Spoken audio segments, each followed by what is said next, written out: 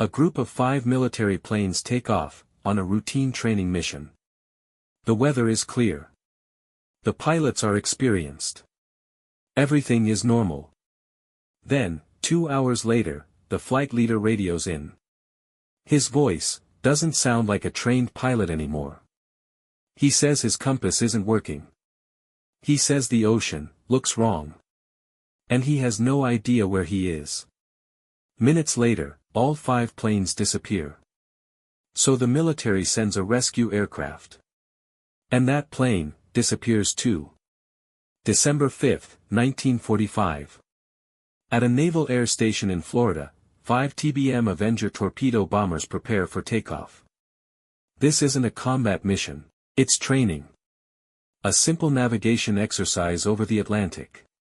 On board are 14 men. Students, and their instructor.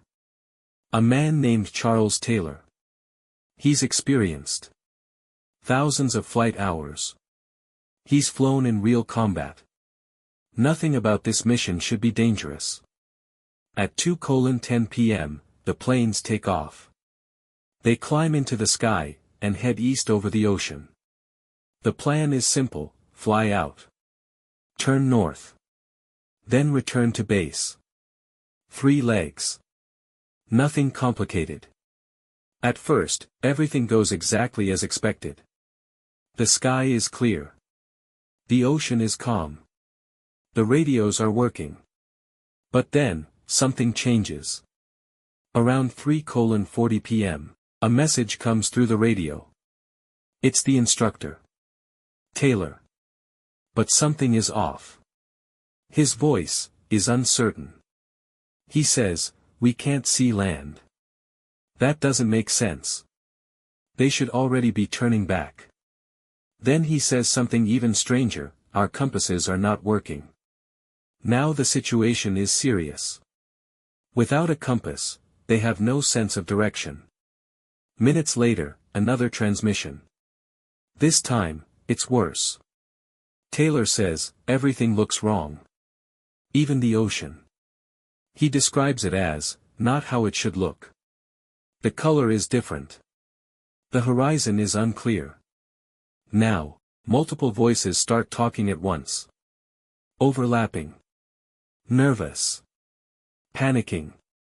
Other students start speaking over the radio. They're confused. They don't know which direction to fly. And the worst part? They don't trust their own instruments anymore. Back at the base, instructors try to guide them home. They tell them, "Fly west.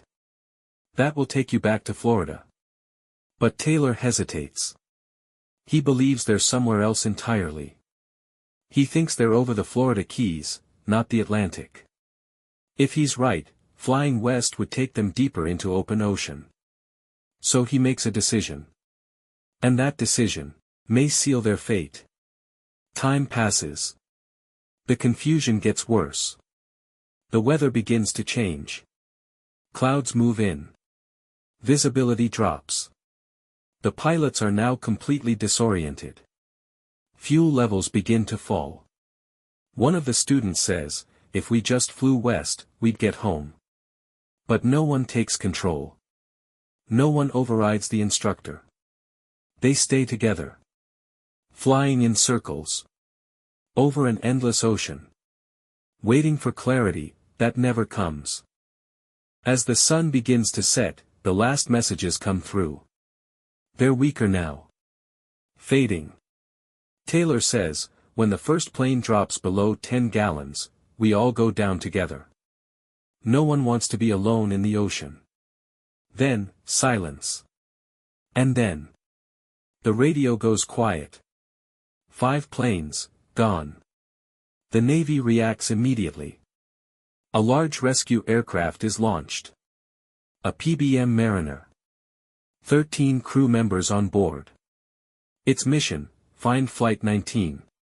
But just 20 minutes after takeoff, the rescue plane sends a signal. 20 minutes after takeoff, a ship nearby reports seeing something in the sky, a sudden flash. Then, nothing. The rescue plane is gone. After that, nothing. 6 planes. 27 men. Gone. For days, search teams combed the ocean. Ships. Planes. Thousands of square miles. They find nothing. No debris. No oil slick. No bodies. Not a single piece of wreckage. It's as if the planes were never there at all. Over time, investigators pieced together a theory. The compasses may not have failed. Taylor may have misread his position, believing he was somewhere he wasn't. The students trusted him and followed until their fuel ran out. And one by one, the planes went down into the ocean. The rescue plane, that may have been something else entirely. Those aircraft were known for fuel vapor explosions. It may have blown up mid-air. But there's a problem. Even with those explanations, there's still no wreckage. No confirmed location. Nothing. 6 planes, vanished.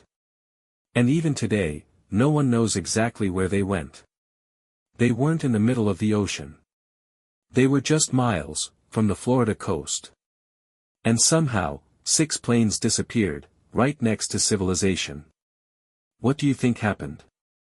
A simple navigation error? Or something we still don't understand? Comment below. And if you want more real aviation mysteries, subscribe. Because the next story might be even more unbelievable.